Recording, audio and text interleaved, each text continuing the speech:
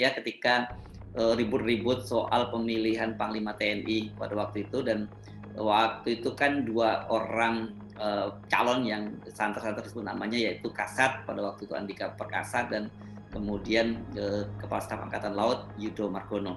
Nah, akhirnya publik mengetahui bahwa Andika yang dipilih ketika Pratikno kemudian bertemu dengan, atau bukan bertemu, menemui Andika di Mabes TNI Angkatan Darat. Meskipun pada waktu itu dia dikemas bahwa dia mengunjungi untuk keperluan yang lain, melihat bangunan di Mabes TNI AD, tapi semua orang tahu bahwa Pratikno diutus oleh Jokowi untuk memberitahu bahwa Andika yang akan dipilih menjadi Kepala Staf Angkatan Darat, dan itu kemudian terbukti. Karena itu Pratikno ini bagi orang yang paham, ini merupakan pintu masuk utama ke Jokowi. Jadi kalau mau ada urusan apa-apa dan bisa langsung sampai ke Jokowi, pintu masuknya ya lewat Pratikno. Jadi kalau kemudian Pratikno mengaku tidak tahu apa-apa soal ini, ya ini dipastikan tidak jujur. Peran Pratikno ini kalau kita bandingkan dengan masa pemerintahan SBY ini mirip dengan peran Pak Sudi Silalahi, yang jabatannya juga sama, menjadi Mensesnek.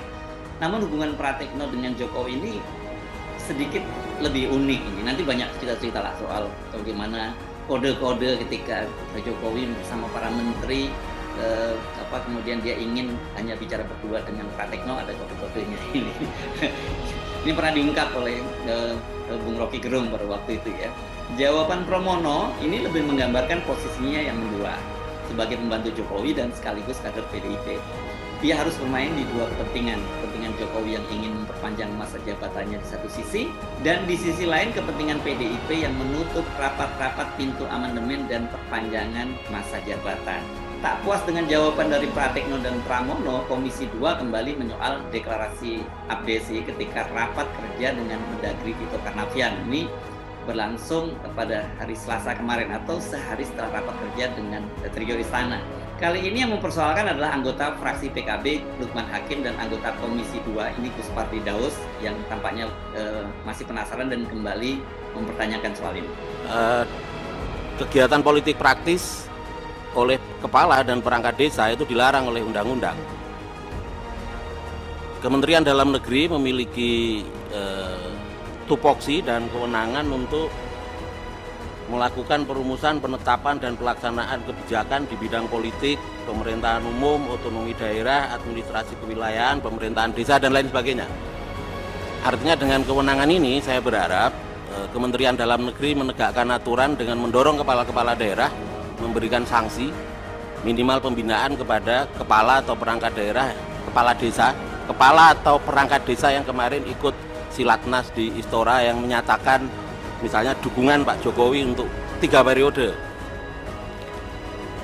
Silatnas kemarin juga sudah kita sampaikan kepada menteri yang sangat dekat dengan Bapak Presiden. Tetapi hari ini Pak Menteri adalah orang yang punya kewenangan sebagai pembina, sebagaimana dikatakan oleh bapak-bapak terdahulu. Penanggung jawab terhadap pelaksanaan Silatnas itu adalah Kementerian Dalam Negeri, kalau saya tidak salah. Oleh karena itu tentu skenario terhadap persoalan-persoalan apa yang akan dilakukan, apa yang muncul dan lain sebagainya tentu sudah ada pada Kementerian Dalam Negeri. Oleh karena itu supaya tidak bias, ini adalah merupakan klarifikasi secara resmi. Kami meminta sebagai anggota Komisi 2, taruhlah kemarin sudah ada macam-macam dan menimbulkan debat tebal, menimbulkan dinamika dan lain sebagainya. Mudah-mudahan pada hari ini clear dan clean klarifikasi yang Bapak sampaikan. Sehingga jangan menimbulkan juga isu-isu. Saya di El Sinta juga dengan Siti Zohra. Sehingga juga macam-macam hantaman, kritikan dan lain sebagainya. Tentu saya bisa mengklarifikasi dari informasi yang dapat dari media. Karena ketika itu saya tidak berkomunikasi dengan Menteri. Mudah-mudahan bisa mengakhiri bagaimana sebetulnya pernyataan. Walaupun kemarin Pak Pratikno juga sudah menjelaskan, begitu juga Pak Pramono Anum. Tetapi sebagai penanggung jawab adalah Kementerian Dalam Negeri. Tentang masalah 3 periode, perpanjangan dan seterusnya itu. Padahal kita di Komisi 2 sudah sepakat antara DPR, pemerintah, pelaksana pemilu sepakat melaksanakan pemilu itu adalah tanggal 14 Februari 2024. Kok macam-macam saja persoalan yang di luar. Ini adalah resmi, Pak. Jadi tentu yang resmi ini yang akan dikutip oleh media. Mudah-mudahan bisa mengakhiri dinamika itu. Bagaimana jawaban Tito? Nah, ini yang sangat menarik ya, karena Pak Tito ini menjawab panjang lebar. Jadi saya menjawab pertanyaan-pertanyaan yang saya lihat ada common question, artinya pertanyaan yang sama-sama disampaikan dan kemudian kita anggap penting.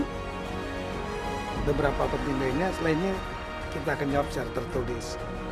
Saya lihat yang paling banyak bertanya mengenai masalah tadi abdesi. Ada katanya deklarasi 3 periode. Saya di sana. Itu tidak ada deklarasi 3 periode.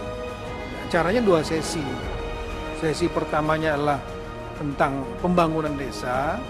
Saya kira wartawan banyak sekali yang hadir.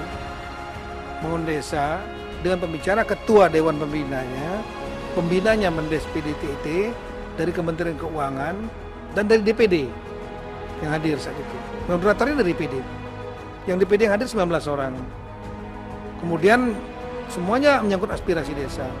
Acara keduanya, acara inti adalah acara pengarahan Bapak Presiden yang dimulai dengan, saya ingat betul rangkaian karena saya ada di situ. Yang pertama adalah lagu Indonesia Raya, yaitu sambutan, tapi isinya aspirasi tadi oleh ketua Pak Sultan Surta. Setelah itu baru kata pengantar dari saya yang menyampaikan aspirasi dan juga saya menyampaikan kepada para kepala desa bahwa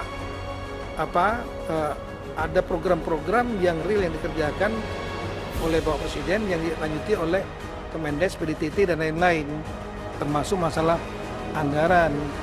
Nah, tapi kan ada suara kenapa turun lagi anggaran kita dari 72 ke 68.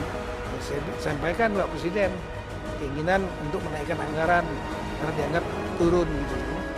Nah, sehingga pada waktu arahan Bapak Presiden yang beliau penuhi, yang pertama beliau setuju ada anggaran operasional tapi bukan 5%. Beliau setuju 3%.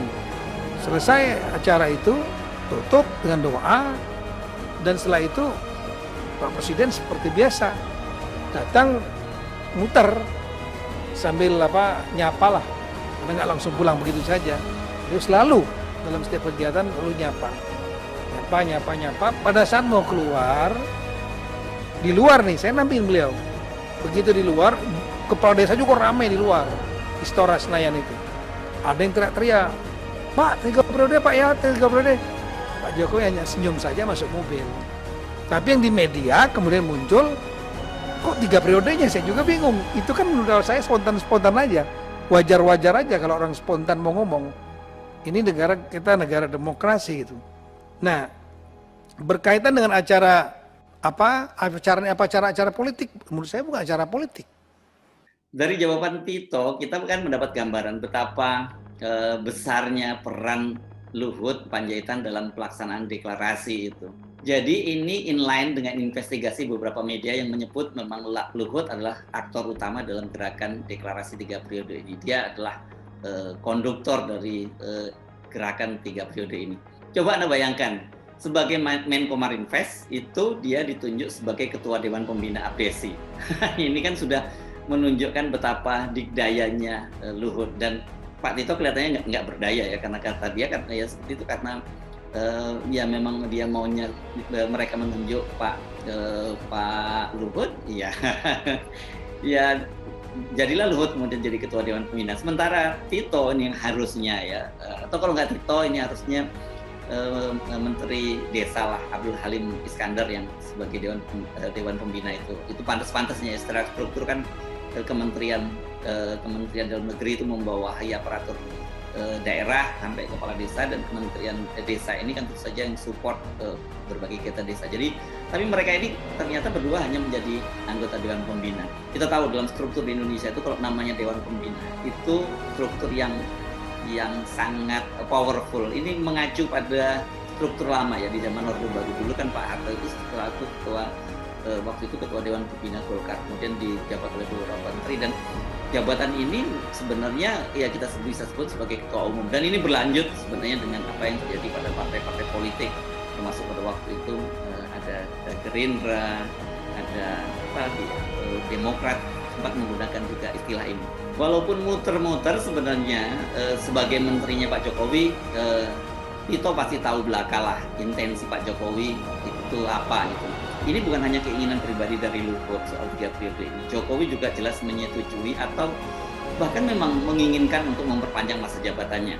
Investigasi yang dilakukan oleh Tempo yang terbaru menyebut keterlibatan para staf khusus Jokowi dalam gerilya-gerilya kebulatan tekad di berbagai daerah ini bekerja sama dengan relawan pro Jokowi atau Projo. Jadi semuanya menunjukkan hal itu bahwa ya memang Jokowi menginginkan itu. Karena itu jawaban Tito terkesan berputar-putar karena melindungi kepentingan Jokowi. Dan ketika menjawab soal aturan perundang-undangan yang dilanggar oleh kepala desa ini yang ditanyakan oleh anggota DPR, Tito malah terkesan mengajak soal debat atau bukan debat lah, diskusi akademis, dan kata dia mengusulkan adanya revisi undang-undang itu. Tapi kalau kita bicara mengenai masalah aturan, tolong sama-sama kita baca undang-undang desa. Nah ini mungkin tidak disadari oleh para pembuat undang-undang di tahun 2014 itu. Statusnya kepala desa itu apa? Karena undang-undang desa itu awalnya nomor 6 2014 Januari dibuat oleh Senayan ini, itu intinya adalah mengembangkan desa. Tapi tidak pernah satupun pasal yang menyantumkan status kepala desa. Jadi apakah di ASN itu bukan? Apakah di pegawai negeri itu bukan? Yang harus ikut aturan sebagai pegawai negeri. Yang nggak boleh berpolitik praktis misalnya. Nggak ada. Kita udah baca undang-undangnya, nggak ada. Tadi saya diskusi lagi sebelum kesini, pagi-pagi. Nggak ada. Jadi undang-undang ini spiritnya yang penting desa maju. Setelah itu di zamannya Pak Jokowi keluar anggaran. Setelah ada anggaran, maka mulai mereka belajar manajemen anggaran. Mereka mengelola anggaran pemerintah yang tadinya nggak mengelola anggaran pemerintah, sehingga status mereka ini jadi seperti mereka tidak disebutkan sebagai pegawai pemerintah, tidak disebut sebagai ASN yang harus taat pada undang-undang ASN yang melarang kegiatan politik. Disebutkan di situ memang undang-undang desa mereka tidak boleh menjadi pengurus partai politik. Ini saya baca di pasal 29, satu-satunya yang mengatur mengenai masalah politik bagi mereka, yaitu tidak boleh menjadi, yang dilarang pasal 29, tidak boleh menjadi pengurus partai politik. Itu. Kedua, tidak boleh ikut serta atau terlibat dalam kampanye pemilu atau pemilihan kepala daerah. Pada waktu kampanye, mereka nggak boleh. Pengurus partai politik, mereka nggak boleh. Kalau ada sanksinya juga di sini. Bisa diberhentikan sementara atau diberhentikan tetap gitu. Nah, ini saya kira mungkin ke depan perlu dipikirkan. Mereka sekarang sudah menjadi bukan lagi pemimpin komunitas biasa. Dulu pemimpin komunitas. Sekarang mereka sudah menjadi birokrat.